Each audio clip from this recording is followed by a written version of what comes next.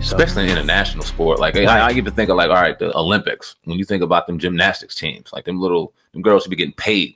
Track athletes, they should get paid. Like, if you just the best at what you do at your particular sport or your genre, you need to be getting paid the most for it. Definitely can agree with that one. You know what I mean? Yeah, man. But you're tuned into the Hip Hop Uncensored podcast with your brother Old God and SamAnt. If you're listening to the podcast through the audio version, please go ahead and do not forget to subscribe to this podcast. Also, if you're loving the content that you're listening to right now, do not forget to leave us a rating right there. You can leave us anywhere between 1 and 5 stars, 5 being the highest, letting us know that you really enjoy, the podcast here. But Irv Gotti, SamAnt sat down with Hollywood Unlocked, and we were just kind of listening. It's like, what Irv say? And man, he went in.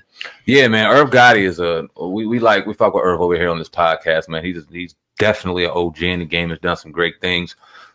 Anytime he sits down, no 50 Cent gets brought up. It just is what it is, and he has something to say. We'll talk about it. So we get this sound together. Here we go.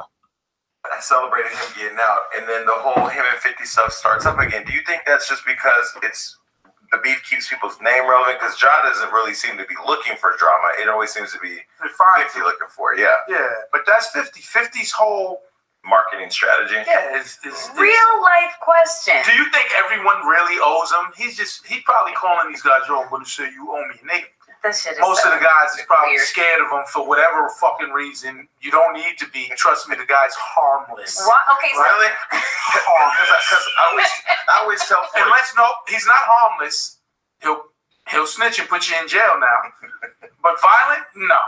So wait, all right. I mean, that's pretty much it. Right before that, because let's keep this in proper context. We was asked about 50, and he said there's no ill will feeling, but there is no reason for a meeting. There's no reason to reconcile.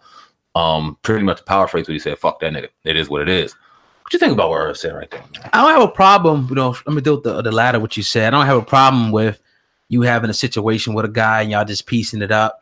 But I ain't never got to deal with this dude ever again. I don't want to talk to him. We ain't got to try to hash it out. None of that. I'm completely, fine with that. There are people that I've came across in life where it's like, I'll be cool. Don't want no harm to come to him. But I would be cool if they just stayed over there, you know what I'm saying, and did what they did. But Murder Inc. and 50 Cent, we've been following this, and we actually got to grow up watching this whole beef, when Ja was hot, when 50 was hot, we seen the whole thing. They always been calling 50 a rat. They've been calling him a rat. They've been showing alleged police protection orders that 50 went out, and supposedly signed against them. And they got their little theories. All you got to do is listen to Irv's commentary over the years and Ja. And they always been calling 50 a rat, say he worked with the police and all that. The feds came out, obviously, and, said that 50, remember that statement they put out about 50 Cent. But I don't think that 50, is a cop like that. But that beef they had was epic. I mean, the feds came in.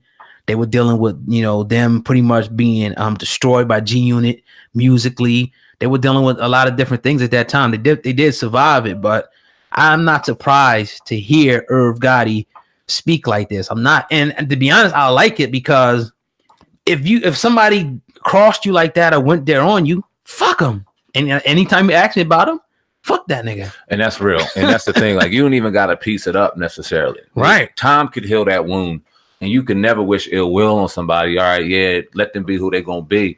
I don't even it don't matter no more. It's behind me. But I still don't want to deal with him ever again. Fuck him forever. Facts. And I have no problem with Irv Gotti, with what Irv Gotti said either. Now, I love them both. I was when it came to music, I was heavy on 50 over Murder Inc. just because I didn't rock with Ja Rule musically as much as I did with 50. Never respected him as a man, just never rocked with him musically as much as I did 50. Irv Gotti, I always loved. I always loved his attitude. I always loved how he was behind the scenes. I always loved his story, how he came up as a producer, as a DJ, and just did his thing. Always loved Irv Gotti's story and always listened to Irv speak. As 50 did his thing through G-Unit and started rising as becoming an entrepreneur, I ignored all that extra shit and just kind of looked at the business. And that's how I kind of look at people. I take what I want to take out of you because I don't know them, and just kind of put my own perception and not put them in a box that is unrealistic. Right. It's like, all right, he's a great entrepreneur. He's good at business. Let me pay attention to that aspect.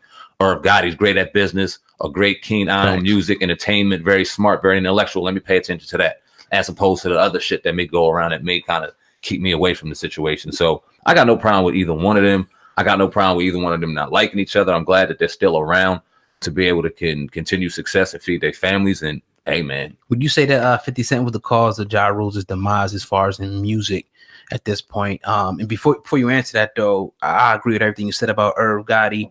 Definitely follow him, and I think that his show or series that he has called Tales, or somebody said that was great. Yeah, I never watched that. Yeah, they said that was great. But yeah, so how do you feel about that, though, man? You know, that whole, would you say that 50 Cent, you know, ended Ja Rule musically? Yeah, I think that, and just because not only was it the beef, but it was just the nonstop, countless amount of hits that 50 was coming out with at the time too, that just had his buzz and that engine just going and going and going. It was just too much for Ja to handle. But let me say this, right? Because I remember some of the often knocks that 50 would you throw at Ja was he was a singing nigga. He was this, he was that. Took his whole style. And a lot of people took Ja's style. And now that you look at it, that's Ja why I was revolutionized. And that's why I was saying, like, how could you not rock with Ja back then? Because he had all the, like, anytime he saw, like, of course, the music song with the women, he had that popping. I know you was rocking with Ja back then. See, this is why, because I was such an R&B singer, and I was heavy R&B back then. So anytime a rapper tried to sing or do something, it automatically turned me off. But now as an adult, and I can look back and appreciate what he did back in the early 90s or late 90s and 2000s. I'm like, yo, a lot of these niggas out here that singing and rapping and stuff, they got that style from Ja. And even though 50 talked some shit on Ja, candy shop and all that shit, 50 was shaking his ass and singing.